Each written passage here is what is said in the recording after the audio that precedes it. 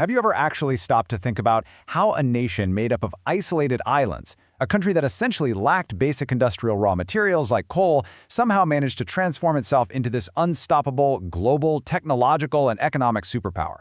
I mean, it's a geographical paradox that pretty much defies all conventional logic. Well, let's dive right into this.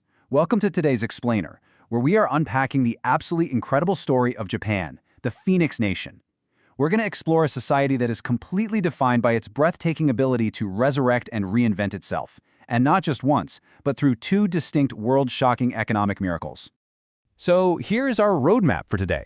We'll start off with the Meiji Restoration, move right through post-war ruin and the economic miracle, and then finally, we'll break down the fascinating philosophies of monozukuri and kaizen.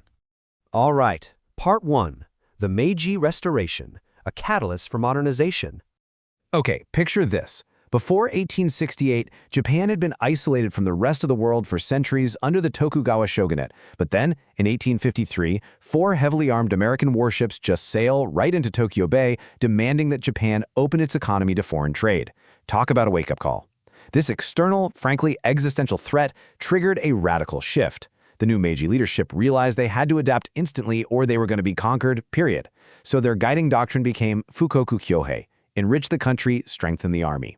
It was this purely survival-driven, pragmatic mindset to just proactively absorb Western technology. Historians often call this a defensive modernization. And the sheer speed of this transformation, it is just mind-blowing. Think about it. In 1853, those American warships arrive. By 1868, the Meiji Emperor is restored to power. Just 3 years later, they launch the Iwakura mission, sending over 100 officials across the globe to painstakingly study Western factories and railways. And then, by 1872, literally less than 2 decades after those American ships first showed up, Japan is running its own nationwide steam-powered railways.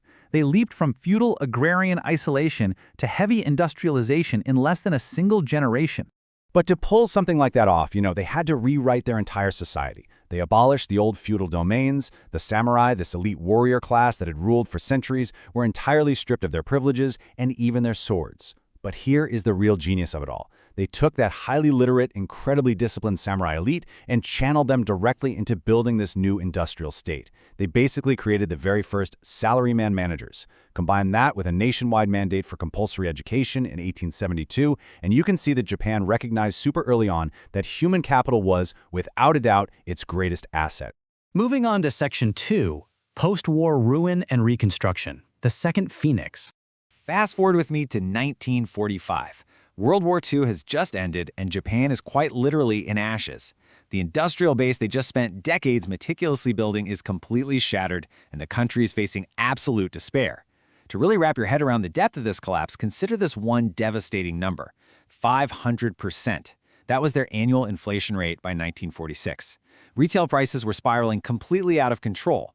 Per capita GDP had plummeted to nearly half of what it was just a couple years prior in 1944. Black markets were totally dominating the economy, and the nation was relying entirely on foreign aid just to keep people from starving. So how do you pull a whole nation back from the brink? Well, occupation authorities and the Japanese government had to implement some incredibly severe economic stabilization, most notably the Dodge Line and SCAP reforms. They went in and dismantled these massive family-controlled military-industrial conglomerates known as the zaibatsu. They passed the Land Reform Act of 1946, capping land ownership and selling off the surplus to tenant farmers, which radically democratized wealth. It was a period of grueling, strict fiscal discipline for sure, but it laid the necessary, equitable groundwork for an unprecedented revival. Which brings us to Section 3, the Japanese economic miracle, rapid expansion. Between 1955 and 1973, Japan essentially shocked the globe again. They maintained an unparalleled average annual economic growth rate of 10%. 10% every single year. Through a combination of a highly educated workforce, enormous household savings rates, which banks then used to aggressively fund industry, and some very strategic government guidance, Japan skyrocketed to become the world's second largest economy by the 1970s. Now, a massive driver behind this miracle was a major shift in how their corporations were actually structured. So before the war, you had the zaibatsu, right? These hierarchical, family-controlled holding companies. After the war, those evolved into what's known as the keiretsu system. Keiretsu were these sprawling alliances of different companies linked by interlocking cross-shareholdings, and they were all centered around one core bank. This meant massive, coordinated industrial expansion. It allowed these companies to confidently plan for the long term without constantly sweating over short-term shareholder panic. But hey, it wasn't all just rigid, top-down government planning. Let me tell you about Soichiro Honda. During this massive economic boom, the government's powerful Ministry of International Trade and Industry, MITI, tried to aggressively consolidate the auto industry. They literally told Honda, to his face, to stick to making motorcycles and stay completely out of the car business. Well, Honda completely ignored them. He was this fierce, risk-taking maverick who defied the government planners, jumped into the auto industry anyway, and, eventually built one of the most successful car companies on the planet. The economic miracle absolutely thrived on this exact kind of intense, private sector entrepreneurial vigor.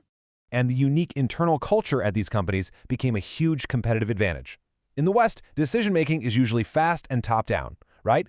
But because of that, it often hits a lot of resistance when it's time to actually implement the idea. Japan uses something called the Ringi system. It's a slow, bottoms-up, consensus-building process. It requires input from multiple departments before anything happens. Sure, it takes a lot longer to actually make the decision, but because everyone is already fully aligned, the actual execution is incredibly smooth and totally friction-free. All right, Section 4, Monozukuri, the art of making, the philosophical engine. Let's shift our focus down from the boardroom to the actual shop floor to look at monozukuri. It is such a fascinating concept. Literally translated, it just means making things, but honestly, that doesn't even do it justice. It's way more than basic manufacturing. It has historical roots in Zen mindfulness and this relentless pursuit of perfection. Workers operating under the philosophy of monozukuri view a product defect not just as a technical error or a minor oops, but as a literal affront to their professional honor. It is a deeply dedicated, almost spiritual attitude toward production. And you really can't talk about monozukuri without bringing up a linked concept, hitozukuri, which means making people. This is the core belief that true industrial excellence only ever happens when you invest deeply in your human capital. The idea is that by transforming repetitive manufacturing work into a respected, disciplined craft, you are simultaneously developing the character and the wisdom of the human being actually doing the work. So how does this spiritual philosophy actually play out in a loud, busy factory? It breaks down into 3 practical steps. First, you always treat the very next person down the assembly line as your customer, so you never, ever pass on a defect. Second is an absolute obsession with the gemba, which is the actual physical place where the work happens. A great example of this is the famous cleaning crews on Japan's Shinkansen bullet trains. They treat that train car as their gemba, using perfectly choreographed movements to clean the entire train in exactly 7 minutes flat. And third, kaizen. Which tees us up perfectly for Section 5, Kaizen, continuous improvement, never stop evolving. Kaizen is this foundational belief that no process, no matter how optimized, is ever truly perfect. There is always room for human ingenuity to step in and make things just a little bit better. But the real secret sauce of Kaizen is that it radically empowers the individual worker. It transforms a passive, mindless assembly line into an active, highly engaged hub of problem solving. The person turning the wrench has just as much power and expectation to suggest an improvement as the CEO sitting in the corner office. No company embodies this better than Toyota. In fact, the legendary Toyota production system is built directly on these specific methodologies. Number 1, Genshi Genputsu. This means go to the factory floor and see the problem for yourself. Don't just sit there and stare at a spreadsheet. Number 2, Nemawashi. Make your decisions slowly and by consensus, exactly like that Ringi system we talked about earlier. And number 3, Hanzei. This is relentless critical self-reflection. It ensures that your kaizen, your continuous improvement, never actually stops. And this really illustrates the culmination of all those ideas working together. A true Japanese assembly line isn't just a collection of people and machines. It's a deeply ingrained organizational culture. These spiritual and philosophical concepts we've explored, monozukuri, hitozukuri, kaizen, they translated directly into tangible physical manufacturing dominance.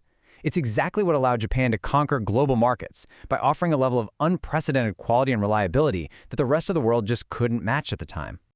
So, let's bring this whole shebang together. What actually allowed Japan to repeatedly rise from the ashes of feudal isolation and then, again, from the absolute ruins of a world war? It really comes down to their cultural DNA. Values like gambaru, which is this fierce, unwavering perseverance, and kizuna, a very deep sense of communal solidarity. They absolutely mastered the art of continuous reinvention, seamlessly blending Western technical paradigms with their own indigenous culture. And above all else, they realized that because they didn't have natural resources, their greatest, most unstoppable asset was always going to be an unwavering investment in their own people. But, history doesn't just hit pause. Today, the very institutions that enabled the economic miracle are facing entirely new existential challenges. A rapidly aging population, a massive global shift away from hardware manufacturing toward the digital revolution, and a pressing need for new models of corporate governance. So, I'll leave you with this to chew on. Given their unparalleled track record of resurrection, how will Japan's deep-rooted philosophies adapt to the incredible challenges of the 21st century? Basically, what will the Phoenix Nation's next miraculous metamorphosis look like? Thanks so much for joining me on this explainer today. I really hope this sparked your curiosity to go out and learn even more.